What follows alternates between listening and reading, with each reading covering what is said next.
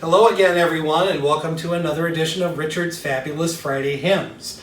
As promised, we're getting caught up. We recorded yesterday on Sunday and recording again today on Monday. But usually, every Friday, I will be sharing with you a favorite Friday hymn while we're all in Corona quarantine. And the choice for this video is Abide With Me, Fast Falls the Eventide. The scripture reading that is the basis for this choice is the appointed psalm for the fourth Sunday after Pentecost, which is June 26th, and that is Psalm 13. How long, O Lord, will you forget me forever? How long will you hide your face from me? How long must I bear pain in my soul and have sorrow in my heart all day long? How long shall my enemy be exalted over me?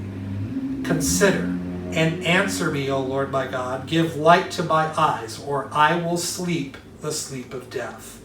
And my enemy will say, I have prevailed. My foes will rejoice because I am shaken. But I trusted in your steadfast love. My heart shall rejoice in your salvation. I will sing to the Lord because he has dealt bountifully with me. The text for Abide With Me was written by Henry Francis Lyte in 1847. And Henry Lyte's original artistic expression was through poetry. On 3 separate occasions, he was awarded the English Prize Poem while he was a student at Trinity College in Dublin. Originally, Lyte was going to go into medicine, but he decided to become ordained as an Anglican priest instead, even though he didn't really have a lot of training in the area. His definitive conversion came about a year later in 1816 when he was visiting a friend who was a dying priest. There's lack of clarity involving how the text of Abide With Me came into existence, but this is the most commonly told story. In that, Henry Lyte wrote the text in 1820 while he was visiting a dying friend.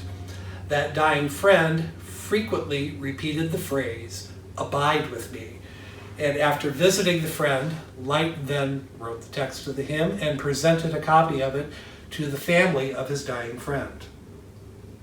27 years later, as Lyte was coming to the end of his life after a long struggle with tuberculosis, he presented the hymn to a relative after he made the decision to preach his final sermon in September of that year and then passing away a few weeks later. He also wrote an original melody to the hymn which was sung for the first time at his funeral, but the text for this hymn is more commonly known to be associated and more commonly sung with the tune titled Eventide. And the tune was written by William Henry Monk, and it was first published in 1861. Monk's primary contributions to church music involved using plain chant in the singing of the Psalms. That's a practice that's still used in many churches today, as well as using the liturgical calendar, or what we call the lectionary today, to be the dictating factor of what hymns and what music you would use for each individual service. This is also a practice that is still commonly used today. Monk's talents as a composer, arranger, and an editor were recognized when he was named as the very first musical editor of the first edition of the Church of England's hymnal, Hymns, Ancient and Modern, which was first published in 1861. And it was in Hymns, Ancient and Modern where Abide With Me first appears. This hymn has become quite popular around the world.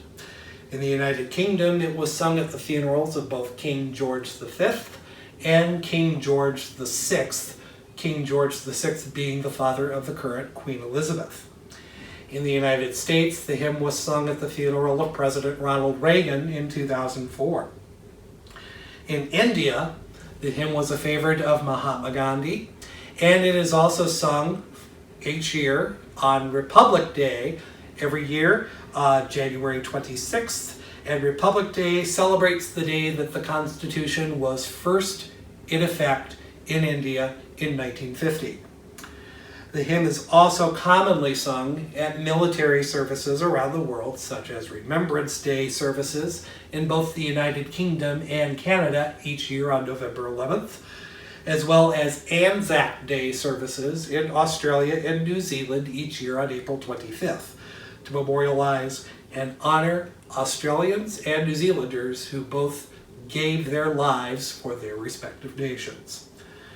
The original hymn has 8 verses, but most hymnals today publish 5 verses. Light's original 5th verse was rejected for publication in Hymns Ancient and Modern because it was considered too personal and not corporate. The 5th verse, as written by Light, reads, "Thou on my head in early youth didst smile, and though rebellious and perverse meanwhile, thou hast not left me, oft as I left thee. On to the close, O Lord, abide with me."